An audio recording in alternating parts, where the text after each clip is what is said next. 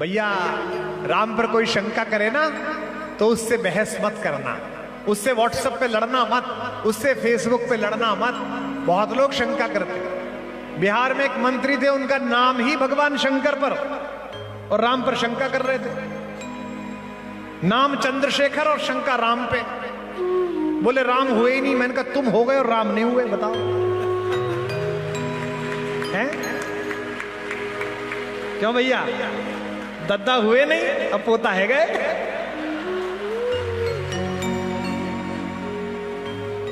बोले राम हुए ही नहीं। मैंने कहा वाह बेटा।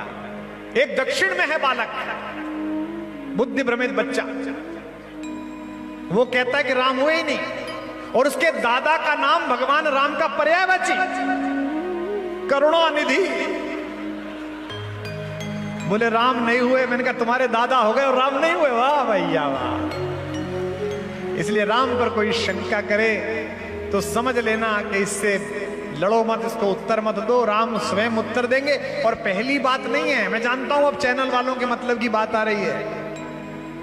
पहली बार ऐसा नहीं हुआ कि राम पे शंका हुई है, ये वर्षों से चल रही है। राजाओं के राजा, देवताओं का राजा इंद्र एक दिन सुबह सुबह पूजा कर रहा था। गढ़ा वालों, बागेश्वर धाम वालों, उसका एक लड़का था अभद्र और अशालीन, जयंत। इसे राजनीतिक रूप से मत लेना, राजाओं के लड़के अक्सर बदतमीज होते हैं।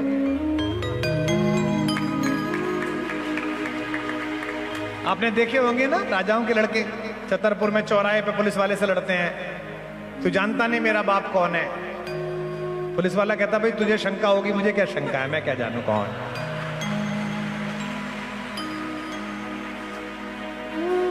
वो जयंत राजा का लड़का था। वो साधना से नहीं आया था, उसने पुरुषार्थ से स्वयं को नहीं गढ़ा था, उसने तपस्या से स्वयं को नहीं गढ़ा था।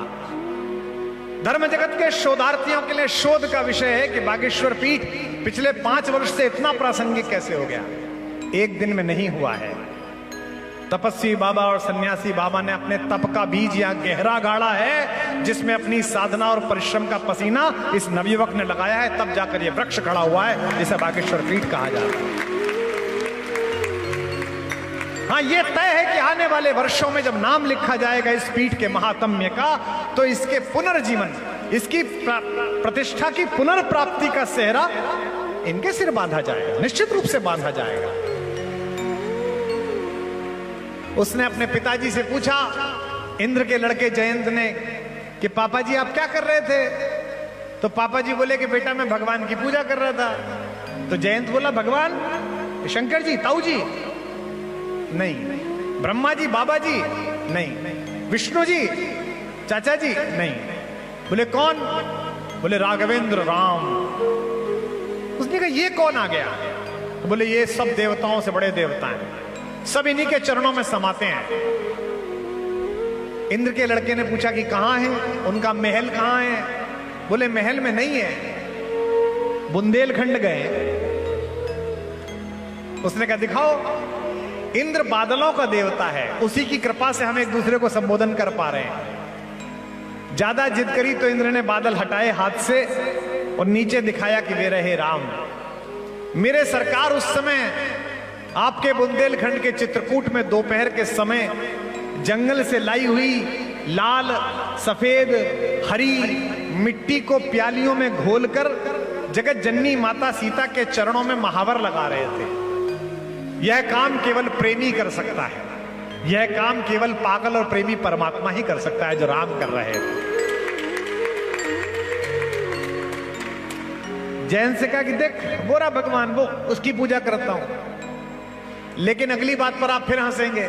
राजाओं के लड़कों की एक समस्या और होती है, वो अक्सर लोगों को उनके कपड़ों से तय करते हैं कि कितना बड़ा आदमी है।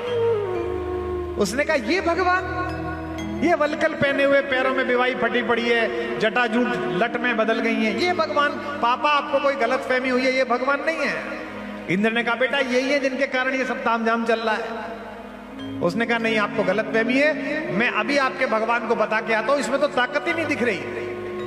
जयंत कोए का वेश बना के पृथ्वी पर आया और उसने बेपरवाह प्रेम वशीभूत बैठी हुई माता जानकी के बाएं पैर की सबसे छोटी उंगली में तेजी से चोंच मारी। आप लोग सभ्य लोग हैं, आस्तिक लोग हैं, सनातनी लोग हैं, कितने भी सभ्य हों, लेकिन अगर मेला परिसर में, छतरपुर के मेला जल विहार में अगर कोई अभद्र व्यक्ति, कोई अशालीन युवक आपकी पत्नी, पुत्री, भाभी, बेटी, माता किसी को जबरदस्ती कंधा मार दे तो आप भी पलटकर उसका गिरेबान पकड़ लेते हैं कि तमीज नहीं है क्या? वे तो स्वयं भगवान थे, तीर कमान अंदर रखे हुए थे, जो कि प्रेम के क्षण में हथियार नहीं ले जाने चाहिए। भगवान के पास वो सरकंडा था जिससे वो अल्पना बना रहे थे माता के पैर में। भगवान ने उसी को साधा और जयंत की तरफ फेंका। अब जयंत भागा और सरकंडा भागा। जयंत टेढ़ा मेढ़ा भागे, सरकंडा टेढ़ा मेढ़ा भागे। ये कहानी 200 वर्ष पूर्व जब सन्यासी बाबा ने यहां सुनाई, जब हमारे परम प्रिय भ्राता के पूज्य दादा गुरु जी ने यह कहानी 100 वर्ष पहले सुनाई, तो यहां राज करने वाला गोरा उनकी कहानी पर हंसा, बोला यह पंडित मूर्ख बनाता है, क्योंकि जो वेट है मां से वो तो सीधी रेखा में जाता है, टेढ़ी मेढ़ी रेखा में कैसे सरकंडा गया। लेकिन जब सेंसर इजाद हुआ और चलती हुई मिसाइल के पीछे, चलते हुए हवाई जहाज के पीछे टेढ़ी मेढ़ी मिसाइल ने जाके हवाई जहाज को मारा, तो 200 वर्ष पहले कहने वाला मेरा पंडित जीत गया और पश्चिम का गोरा हार गया। तर्कशास्त्र। मैं विज्ञान के लोगों से कहना चाहता हूं कि अगर हमारे धर्मशास्त्र की कोई व्याख्या आपकी वैज्ञानिक परख नली में सत्य सिद्ध नहीं हो रही, तो इसका मतलब यह नहीं है कि यह हुई नहीं थी। इसका मतलब यह है कि अभी आपकी शोध की साधना वहां तक नहीं पहुंची जहां तक मेरे ऋषियों की साधना पहुंच गई।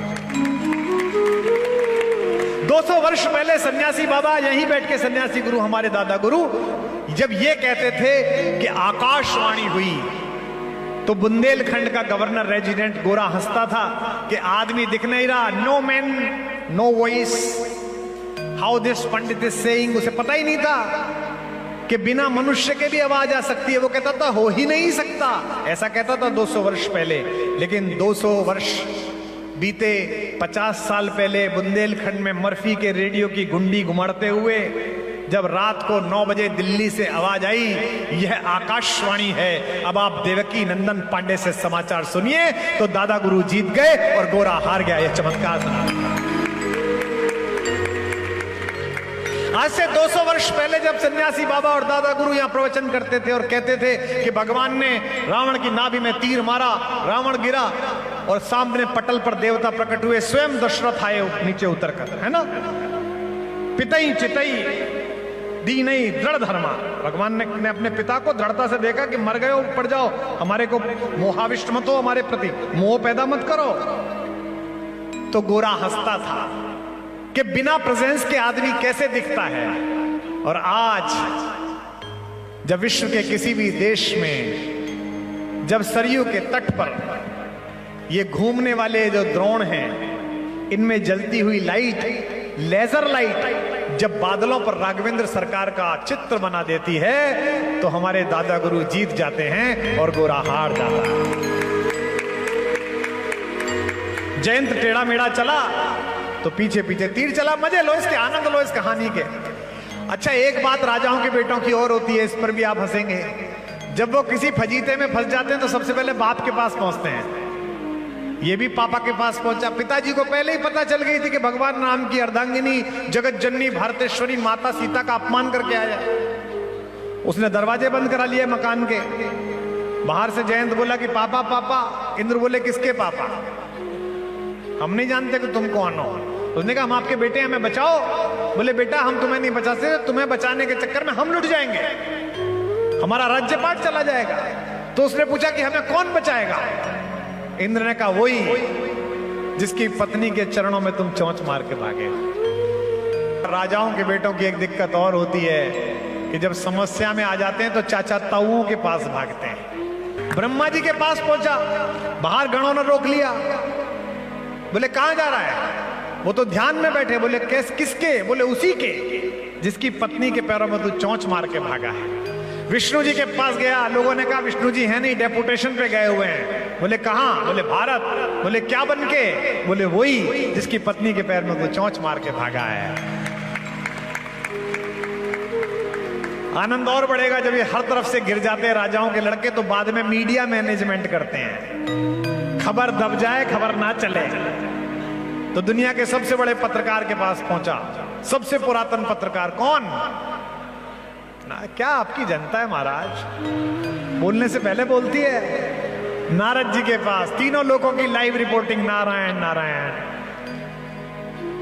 बोले प्रभु बचाइए, बोले हो आया, बोले हाँ, बोले कोई नहीं बचा सकता, बोले कोई तो बचाता होगा, बोले हाँ एक व्यक्ति है जो बचा सकता है, बोले कौन, बोले वही जिसकी पत्नी को चोंच मार के। भाई संध्या के समय पहुंचा भगवान राघवेंद्र सरकार, संध्या स्तवन के लिए मंदाकिनी से लाए हुए जल से अपना हाथ पैर धो रहे थे कि एक पेड़ के चारों तरफ एक पक्षी गोल गोल घूम के कहने लगा कि भगवान आपकी जय हो, हे पुरुषोत्तम आपकी जय हो। भगवान ने बिना देखे कहा चिरंजीवी वत्स, जीते रहो। तो उसने कहा जीते रहो तो ये तीर को हटाओ।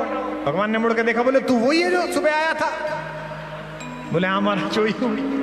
बोले भाई ये तो राम माने तो मार के छोड़ेगा। उसने कहा अभी तो आपने कहा था चिरंजीवी वत्स, तो आपका वरदान सत्य है कि आपका शाप सत्य है। मैं जिसके विग्रह का आशीर्वाद लेकर यहां बैठा हूं और आप बैठे हुए हैं, उन कृपा निधान ने कहा कि दुनिया इधर से उधर हो जाए, जब शाप और वरदान में चुनने का समय आएगा तो राम का वरदान सत्य होगा, राम का शाप सत्य नहीं। और भगवान ने उसे मोक्ष दिया, कहा कि एक आंख तो तेरी जरूर फूटेगी इस तीर से। जब भी कोई रामद्रोही दिखे, जब भी कोई राम पर शंका करता हुआ मिले, तो समझ लेना इसकी आज फूटे या कल फूटे, जयंत की तरह एक आंख इसकी जरूर फूटेगी।